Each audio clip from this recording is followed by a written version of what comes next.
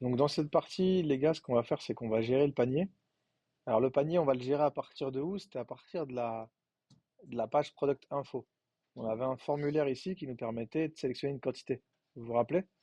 Ce formulaire, il correspond à ça. Tu te rappelles, Marc, je pouvais prendre une quantité et l'ajouter au panier. Vous vous rappelez?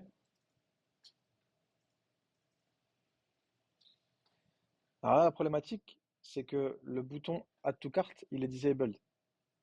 Moi, j'aimerais faire quoi, Marc? J'aimerais que si je sélectionne une quantité, bah, mon bouton il puisse être activé et que je puisse cliquer dessus et ajouter un produit au panier. D'accord? Alors, pour faire ça, quel langage je dois utiliser? Si je veux qu'au moment où je sélectionne une valeur, le bouton là, il soit plus désactivé, il soit activé. Quelle, euh, quelle technologie je vais utiliser?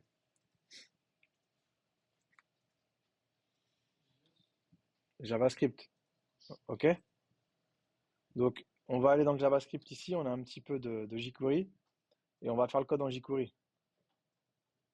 Donc moi, je vais dire quoi? Je vais dire si, désolé, ça va piquer un peu, si j'ai un changement de valeur dans un select,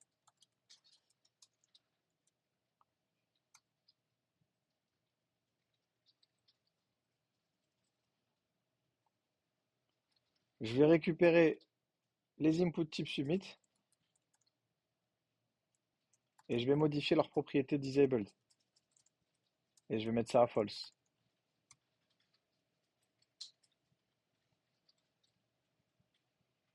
Donc ça, c'est la version jQuery. En JavaScript, ça aurait été un peu plus long.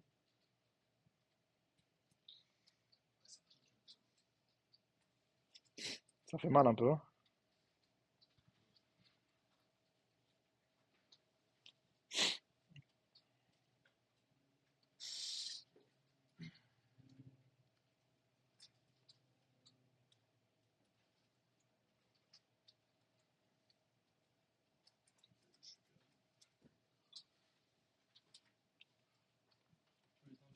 Ouais.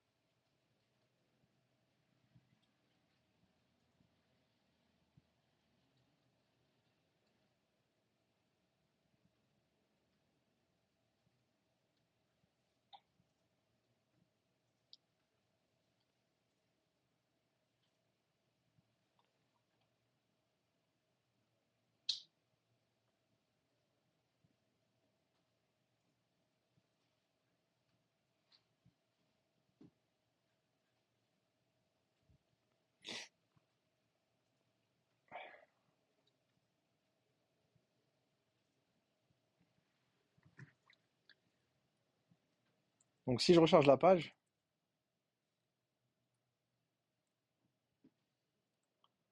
alors qu'est-ce qu'il nous dit? On a une erreur. Ah, j'ai plus internet, attendez.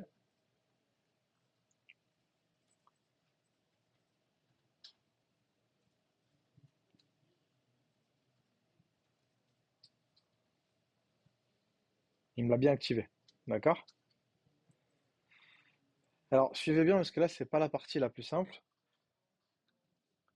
Moi, je vais faire quoi, les gars? J'aimerais bien que si je soumets le formulaire, j'aimerais bien en gros récupérer la quantité et quelle autre information j'aurais besoin si je veux ajouter le produit au panier, à votre avis.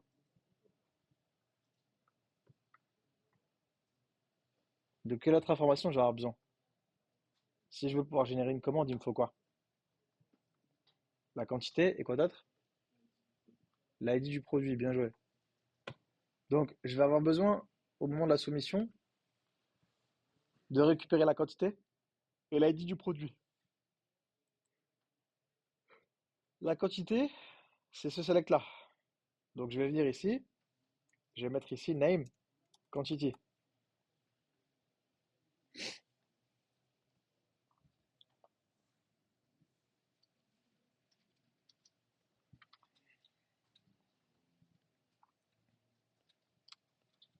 Vous me suivez?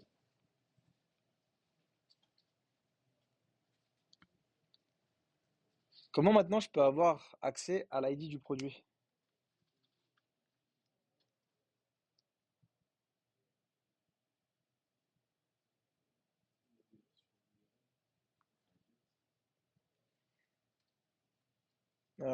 Oui, on l'a déjà dans l'URL, effectivement. Sauf que moi, tu as vu, j'ai besoin de le récupérer à quel moment? Quand mon formulaire il est soumis. Comment est-ce que je fais pour récupérer des valeurs quand mon formulaire il est soumis? J'ai besoin que la donnée elle soit dans mon formulaire. Comment est-ce que je pourrais stocker l'ID du produit dans mon formulaire?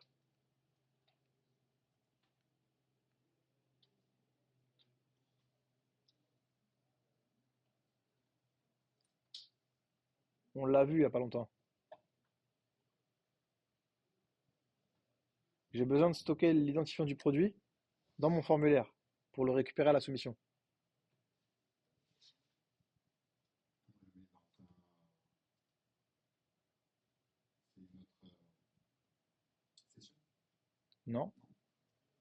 Les gars, quand j'ai envie de récupérer des informations dans un formulaire, que je sois en post ou en get, je dois passer par quoi? Par des champs. Donc, l'idée de mon produit, il faudrait que je le stocke dans un champ. Est-ce que ce champ, j'ai envie de le montrer ici? Non? Du coup, j'utilise quoi? Un input type hidden. Vous vous rappelez de ça? Donc, je vais venir ici, je vais mettre un input hidden. Là, je vais mettre je vais l'appeler ID ou ID product comme vous voulez. Et sa valeur, ça va être ce que j'ai en session. Ce que j'ai en session, c'est ça.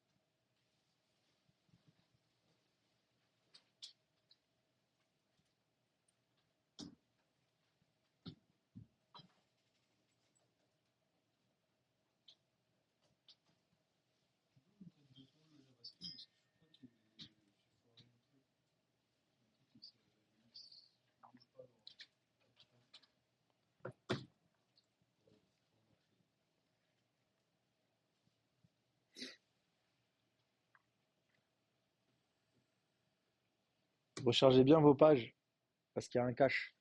Faites F5.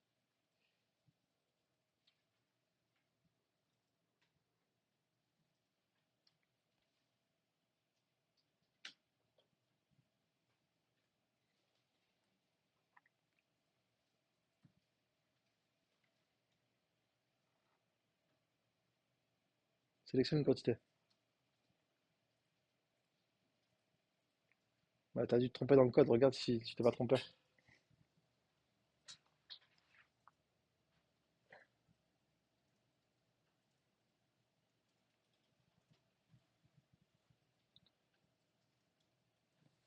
À votre avis, le poste? Ouais, d'accord, je suis vraiment une merde. À votre avis, le formulaire, on le fait en poste ou en get? Pas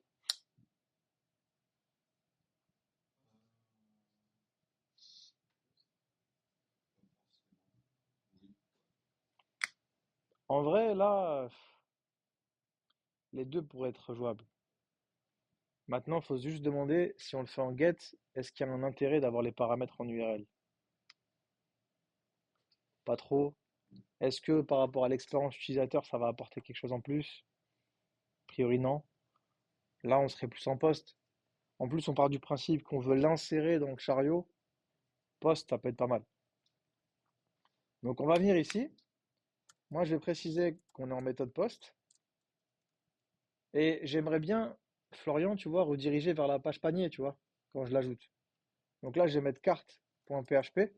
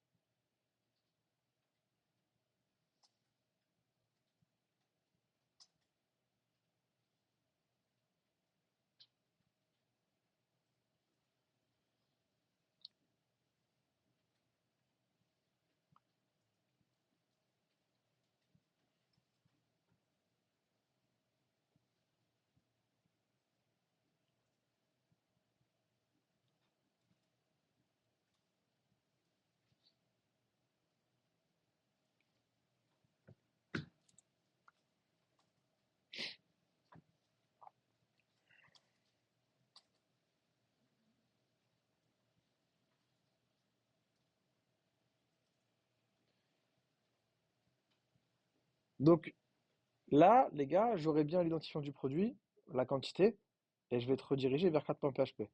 Donc dans carte.php, qu'est-ce que je vais dire à votre avis? Ici. Qu'est-ce que je vais dire? C'est de la poste. Eh ouais, déjà, je vais importer init, on n'oublie pas, parce que moi, je ne l'ai pas fait. Et je vais dire quoi? Je vais dire, si j'ai un poste, le problème, c'est que dans cette page-là, Marc, on va avoir plusieurs postes. Parce que je vais pouvoir, par exemple, payer. Je vais pouvoir supprimer un produit du panier. Il y aura différentes actions dans cette page-là. Et potentiellement, bah, j'aurai d'autres postes. Tu vois? Donc là, j'aimerais bien dire, si c'est le poste d'ajout, alors je fais ça.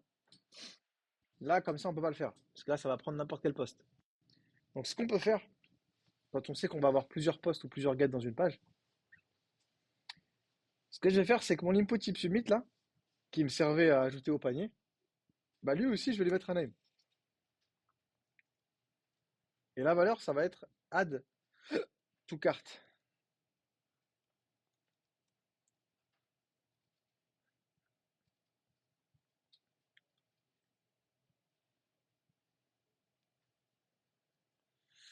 Ça va me permettre de faire quoi? Ça va me permettre de dire, dans la page panier, si j'ai un paramètre post qui existe et qui s'appelle add to cart, alors ça voudra dire que je suis en train de gérer l'ajout au panier. D'accord?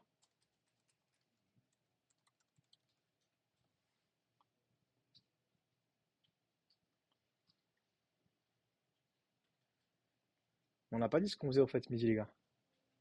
Vous avez ramené votre bouffe ou on prend un truc à commander? Des pizzas commander. D'ailleurs, il faudrait pas tarder, comme ça, ça arrive à midi. Ouais, je crois que ça ouvre à 11h30. Par contre, là où il risque de faire frais, dans la salle, on n'aura pas beaucoup de place. Est-ce qu'on mange ici, du coup, Ouais, si si on vous voulez. mange On peut manger ici. ici? Je sais pas si je vais vous suivre sur la pizza, les gars, parce qu'en fait, hier, je fêtais un petit truc avec ma femme et j'ai tapé une pizza. De ouf. Et là, retaper une pizza, je sais pas si je vais vous suivre. En plus, j'ai mangé des croissants et des machins. Donc, Après, ils ont peut-être d'autres petits trucs à grignoter. m'en voulez pas si je prends un truc chez Jam ou je prends un truc plus léger, tu vois.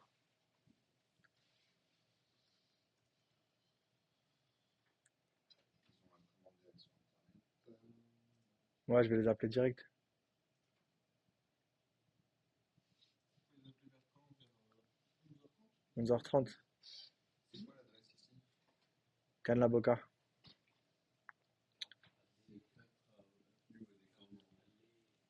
Non, on fait juste la joue au panier et puis on les appelle. De toute façon, ils sont fermés, je crois, jusqu'à 11h30. Donc là, les gars, ça, ça me permet de dire je gère la joue au panier.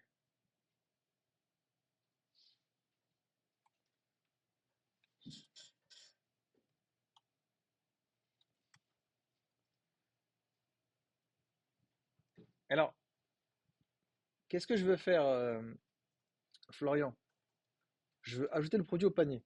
Le problème, c'est que pour l'instant, je n'ai que son identifiant et la quantité. Mais moi, dans le panier, j'ai besoin de plus d'informations. J'ai besoin du prix, du titre. Donc, à ton avis, qu'est-ce qu'il faut que je fasse avant d'ajouter au panier?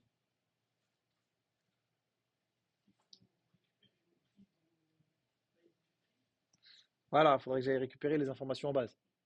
Donc, ce que je vais faire, c'est que je vais récupérer PDO. Je vais faire, par exemple, une query. Et je vais faire un select étoile from product where ID est égal à $post ID product.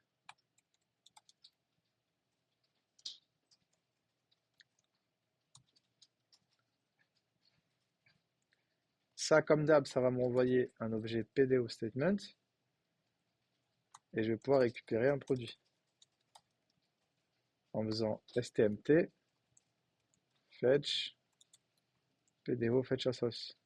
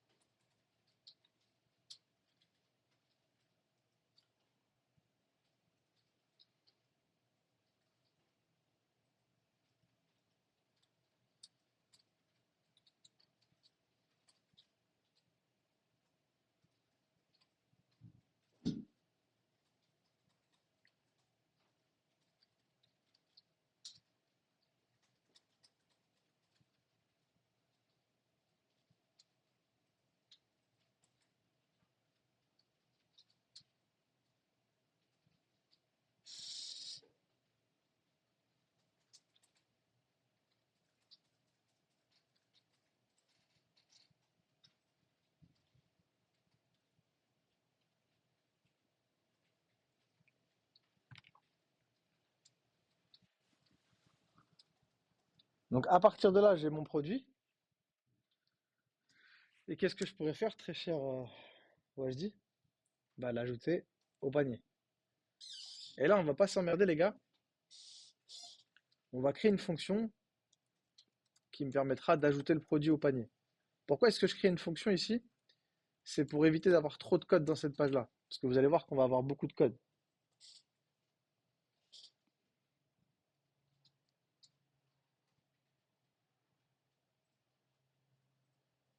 D'accord? Donc quand on veut éviter d'avoir des pages trop conséquentes, bah, il faut qu'on divise ça en sous-pages.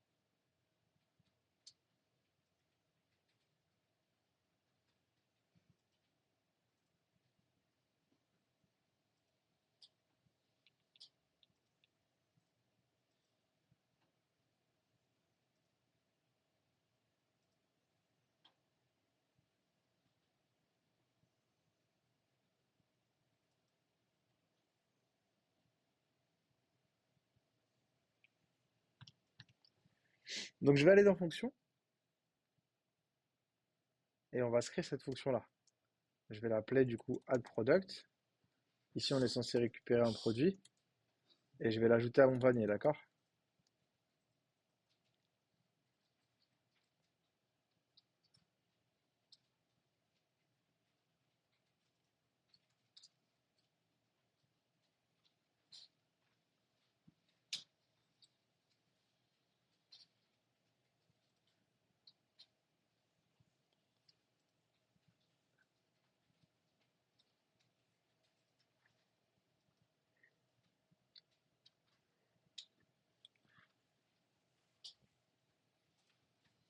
Alors déjà, avant de pouvoir l'ajouter à ma session panier, qu'est-ce qu'il faut, Marc? Bah, il faut déjà que j'ai une session panier.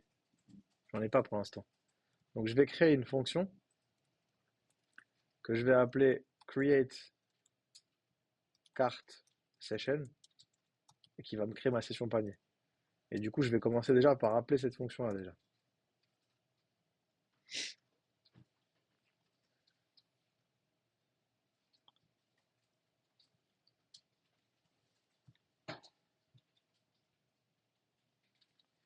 Bon, ça doit vous faire du bien parce que tous les efforts qu'on fait depuis octobre, en fait, c'est pour arriver à ce stade-là.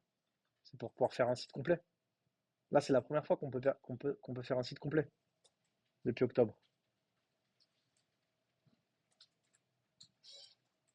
Donc, il a fallu voir beaucoup de choses pour arriver à ça.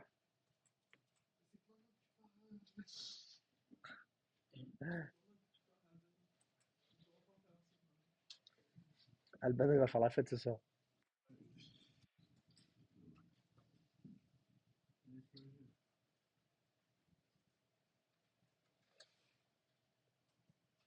Alors là, suivez-moi bien. Arrêtez de coder pour que vous compreniez ce que je vais faire. Hein? Ouais. La session panier, je vais la créer comment? Je vais vous expliquer pourquoi je la crée comme ça. Moi, déjà, je vais regarder si elle existe ou pas. Donc, je vais dire, si elle n'existe pas, bah, je la crée. La session, moi, je vais l'appeler comment? Je vais l'appeler de la session carte, pour panier. Si elle n'existe pas, tu me la crées. Alors, comment je vais la créer? Sachant que là, c'est un petit peu différent par rapport à la session user. Parce qu'un user, c'était simple, on en avait qu'un seul. Sauf que des produits, on va en avoir plusieurs. Donc, comment je vais gérer le fait de stocker en session plusieurs informations concernant un produit, sachant que je vais avoir besoin de stocker la quantité, le prix, le titre, l'image, peut-être la description. Donc, comment est-ce que la photo, comment est-ce que je fais pour stocker ça dans une session? Nous, on savait le faire avec user. C'était simple parce qu'on n'avait qu'un seul user. Donc là, si je suivais en fait ce que j'ai fait avec user, bah, je ferais un truc comme ça, tu vois. Je ferais ici ID product, je mettrais ici quantity, et je mettrais ici le prix, le titre, la photo, le stock, et je pense qu'on a besoin que de ça. D'accord? Mais le problème, si je fais ça, les gars, bah, si je suis cette syntaxe-là, je peux avoir qu'un seul produit.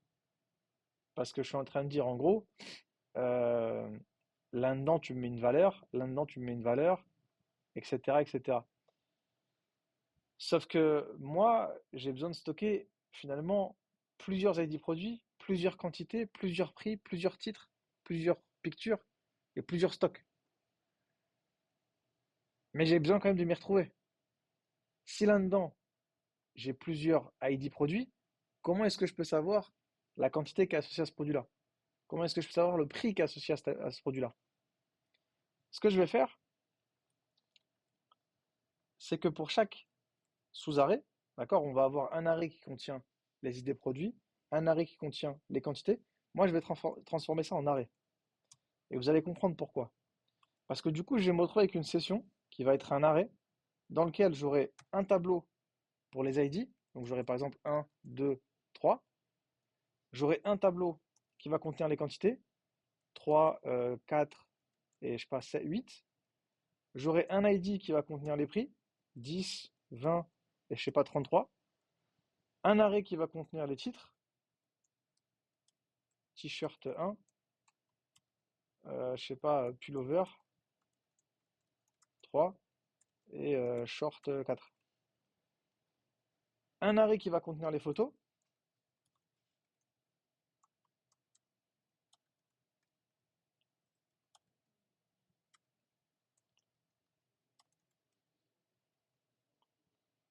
et un arrêt qui va contenir les stocks.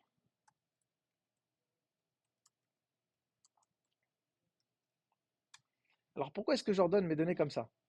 Parce que ça va me permettre de stocker dans la session carte plusieurs identifiants, plusieurs quantités, plusieurs prix, plusieurs titres, plusieurs photos et plusieurs stocks.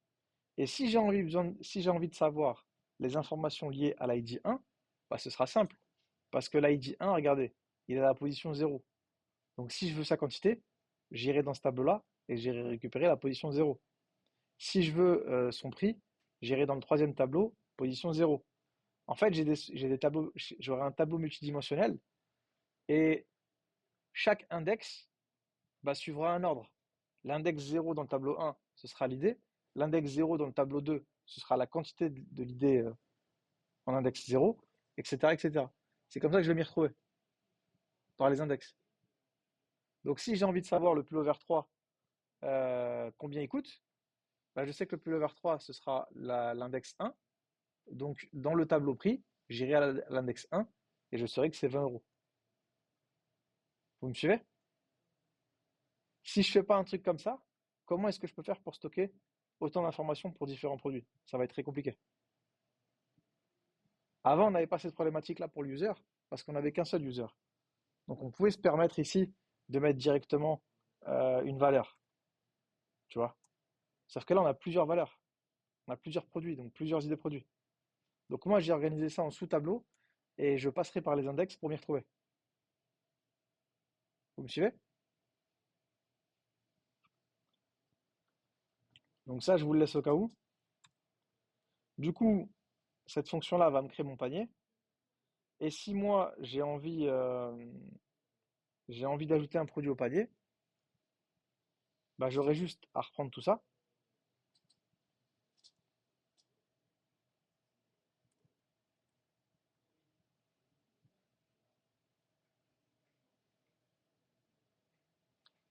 et à ajouter une valeur. Comment je vais ajouter une valeur? Avec cette syntaxe-là. Et ici, je vais rajouter une valeur. Qu'est-ce que je vais rajouter? Bah, je vais rajouter $product, crochet. Là, ce sera ID product. Là, là, ce sera pas. Là, on va voir après comment faire parce que c'est pas comme ça qu'on va faire.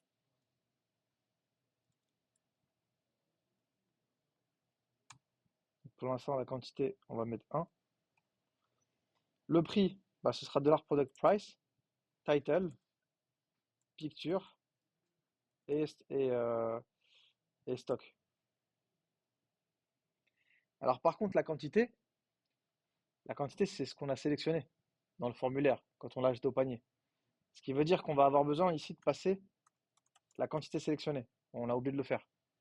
Donc ici, je récupérais $quantity. Comme ça, j'aurai la quantité sélectionnée. Vous me suivez? Donc quand je vais appeler add product ici, je vais pas oublier de lui passer ici $post crochet quantity. Le $post quantity, les gars, c'est ce que j'avais ici. C'est lui. OK? Je lui passe le produit que j'ai fetché en base et la quantité. Lui, il vient, il crée la session et ensuite, il ajoute les informations en session. Donc pour l'instant, on va faire comme ça. On aura un problème qui va apparaître après. Qu'est-ce qui se passe si le mec il a choisi deux t-shirts rouges et il choisit d'en rajouter un troisième? Il faudra qu'on gère ce cas-là. Parce que le t-shirt rouge il sera déjà en session. Donc il faudra juste modifier la quantité. D'accord? Il ne faudra pas le re-ajouter. Sinon vous allez avoir deux t-shirts rouges qui vont s'afficher dans le panier. Moi j'en veux qu'un seul, c'est le même produit. Donc pour l'instant, faites déjà ça.